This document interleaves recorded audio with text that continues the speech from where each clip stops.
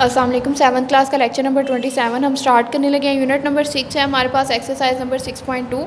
Question number 2 है हमारे पास। Question number 1 हम कर चुके हैं। क्वेश्चन नंबर 2 है what is the fourth proportional of 2, 5 and 6। हमने एलिमेंट्स पढ़े थे, first second and third element होते हैं, जिसमें सेकंड और थर्ड एलिमेंट मीन कहलाता है, फर्स्ट एंड फोर्थ एलिमेंट क्या कहलाता है, एक्सट्रीम कहलाता है।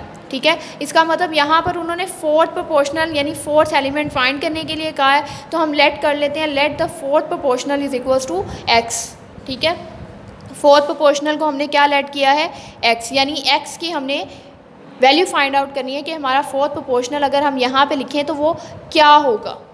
ठीक है, अब यहाँ पे है देन प्रोपोर्शनल विल बी 2:5, यानी 2 और 5 के दरमियान रेशो, फिर एंड प्रोपोर्शन 6:x। एक्स क्या है हमारा फोर्थ प्रोपोर्शनल जिसको हमने लेट किया है और जिसकी वैल्यू हमने क्या करनी है, फाइंड आउट करनी है। मीन हमारे पास क्या है, 5 एंड 6, और एक्सट्रीम है 2 एंड x। ठीक है, ये हमारे पास मीन है और ये है हमारे पास एक्सट्रीम।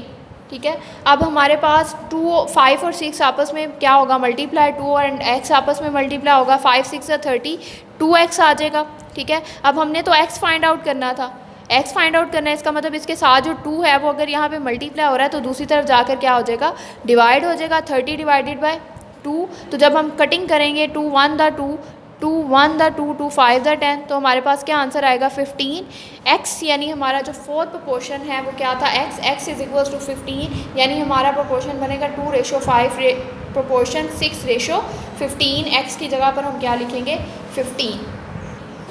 क्वेश्चन नंबर 3 है हमारे पास, find mean proportional of 4 and 16।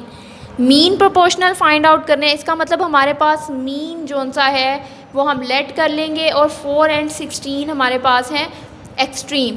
ठीक है, अब let mean proportional are x, यानी मीन के अंदर अगर हमारी 2 वैल्यूज़ आती हैं तो वो 2 की 2 क्या होंगी, एक्स, जिसको हम इस तरह लिखेंगे, first proportion 4 ratio mean proportion है हमारे पास, ये 2 वैल्यूज़ मीन में आती हैं, तो यहाँ पर हमने मीन की जगह पे क्या लिखनी है, x, proportion x, ratio last वाली फोर्थ प्रोपोर्शनल क्या था हमारे पास, 16। अब हम मीन को इक्वल करेंगे एक्सट्रीम के। ठीक है, mean is equals to extreme, mean में है हमारे पास x मल्टीप्लाई x और एक्सट्रीम में है 4 मल्टीप्लाई 16। ठीक है, जब x और x मल्टीप्लाई होंगे तो वो क्या होगा, x स्क्वायर, और एक्सट्रीम की वैल्यूज़ क्या थी, 4 मल्टीप्लाई 16, 16 4 द 64 होता है। अब x हमने तो x फाइंड आउट करना है ना, तो x का हम क्या करेंगे, स्क्वायर। जब हम स्क्वायर रूट लेंगे तो हमारे पास क्या आ जाएगा, square root x square is equals to square root 64। X square का स्क्वायर रूट लेंगे तो स्क्वायर रूट से कैंसिल हो जाएगा और हमारे पास आएगा x, और 64 का स्क्वायर रूट लेंगे तो क्या आएगा, 8। हमने x मीन को लेट किया हुआ था x के। ठीक है, और x की वैल्यू हमारे पास आई है 8, इसका मतलब हमारी मीन की दोनों वैल्यूज़ हैं 8। ठीक है, दस mean proportional is 8। Question number 4 है हमारे पास। अब हमने डायरेक्ट और इन्वर्स प्रोपोर्शन देखना है, अगर एक चीज़ बढ़ रही है तो दूसरी भी बढ़ रही होगी तो वो क्या है, डायरेक्ट प्रोपोर्शन। एक चीज़ कम हो रही है दूसरी भी कम हो रही होगी तो वो भी डायरेक्ट प्रोपोर्शन है। एक बढ़ रही है दूसरी कम हो रही है, या एक कम हो रही है और एक बढ़ रही है तो वो क्या है, inverse proportion. A worker is paid ₹2130 for 6 days. एक वर्कर ने काम किया है 6 दिन। ठीक है, और उसको उसकी जो पेमेंट हुई है वो कितनी है, 2136 डेज़ की। ठीक है, अब आगे है, if is total wage during a month is ₹9230। अब उसने एक महीना काम किया है, ठीक है, और उसमें उसकी मजदूरी क्या है, 9230। Find the total number of days he worked in the month. अब उसने एक मंथ के अंदर कितने दिनों में काम किया है और उसको मजदूरी इतनी ज़्यादा क्यों मिली है, तो हम वो फाइंड आउट करेंगे। अब days are directly proportional to the veg.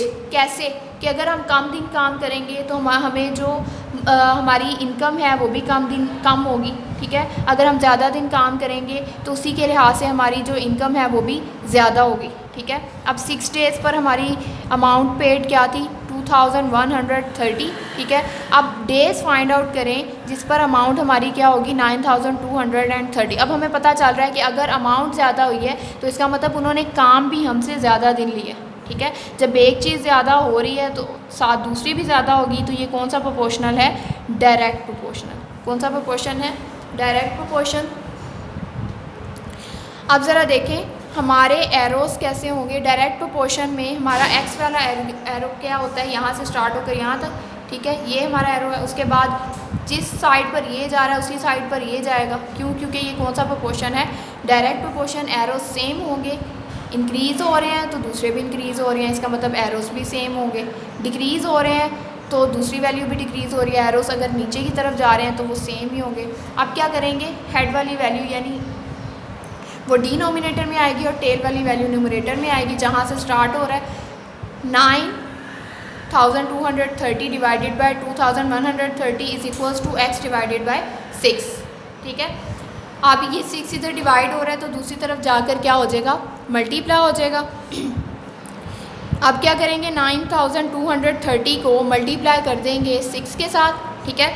इसी तरह से और 2130 डिवाइड में ही आएगा। जब ये मल्टीप्लाई होगा हमारे पास आएगा 55,380। उसको डिवाइड करेंगे 2130 पर तो हमारे पास क्या आ जाएगा, 26 डेज़, यानी 26 डेज़ काम करके उसकी पेमेंट कितनी है, 9230, ठीक है। क्वेश्चन नंबर 5 आप लोगों का होम असाइनमेंट के लिए है। आप लोगों ने क्वेश्चन नंबर 5 इसी तरह से सॉल्व करना है। देख लेना है कि अगर हमारी एक चीज़ ज़्यादा हो रही है और दूसरी भी ज़्यादा हो रही है तो वो क्या है, डायरेक्ट प्रोपोर्शन। अगर वो एक चीज़ ज़्यादा हो रही है और दूसरी कम हो रही है तो वो क्या है, इन्वर्स प्रोपोर्शन। डायरेक्ट प्रोपोर्शन में हमारे एरोज सेम डायरेक्शन में मूव करते हैं, इन्वर्स प्रोपोर्शन में हमारे एरोज ऑपोजिट डायरेक्शन में मूव करते हैं। Thank you so much.